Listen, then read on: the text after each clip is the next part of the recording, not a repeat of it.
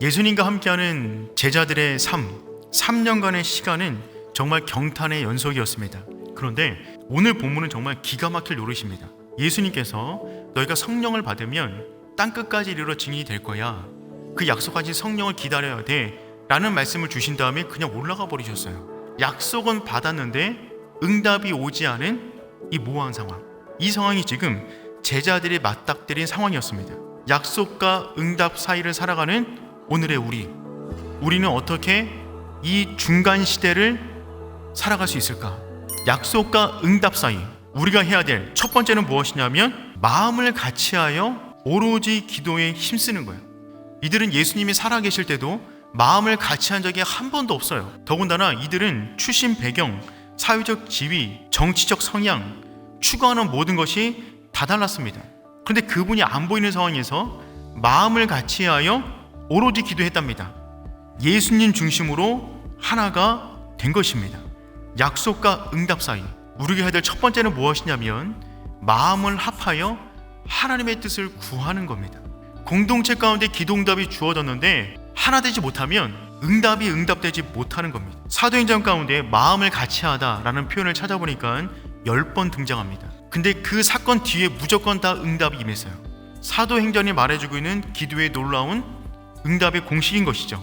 모든 사람이 자신의 생각을 내려놓고 하나님의 뜻을 추구할 때 우리는 모든 사람이 모여있으나 하나가 되는 줄 믿습니다.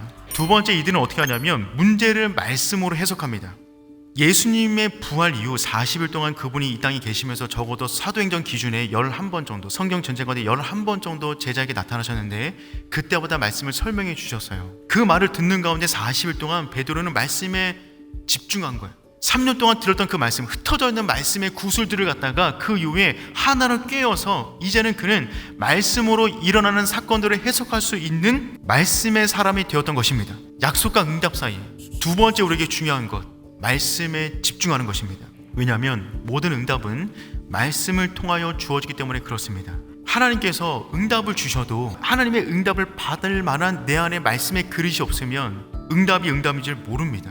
그러므로 너무나 행복한 교회는 어떤 교회이냐면 예배하는 가운데 그 말씀을 건져 올리는 거예요. 삶의 어려움과 문제가 있는데 전혀 상관이 없을 것 같은 그 말씀, 전혀 내 문제와 상관없을 것 같은데 이 말씀이 어느 순간 내 삶을 지배하고 있는 그 사람은 이미 응답의 자리로 인도함을 받고 있는 줄 믿습니다. 그러므로 우리에게 중요한 것, 말씀에 더욱더 집중하는 것입니다. 말씀으로 우리 영혼을 새기는 것입니다. 세 번째, 이들은요 성령의 결정에 순종합니다. 사도 후보로 2명이 올라왔습니다. 이 두 사람 가운데 지금 우리 공동체 가운데 필요한 사람이 누구입니까? 선택하는 문제에 있어서 하나님의 뜻을 온전히 구한 거예요.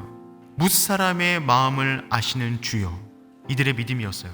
그래서 마띠아가 선택됩니다. 하나님께서 우리를 보내신 그 자리 가운데 유명하나 유명하지 않으나 상관없이 그 자리에서 묵묵하게 주의 길을 걸어간다면 그 자리가 성직인 줄 믿습니다. 마띠아는 그런 마음 가지고 평생을 복음 위에 전도했던 사람이었어요. 우린 약속을 받았어요. 근데 응답은 아직 안 왔어요. 이 사이를 살아가는 우리에게 필요한 것은 명확한 어떤 해답, 정답이 아니에요. 단지 오늘 하루를 걸어갈 믿음의 분량이에요. 여러분, 하나님께서 원하실 때 응답해 주실 거예요. 그 응답을 받아낼 그릇이 필요합니다. 그릇. 근데 그 그릇이 무엇이라고요? 마음을 같이하여 기도하는 거예요. 그리고 순종하시는 거죠.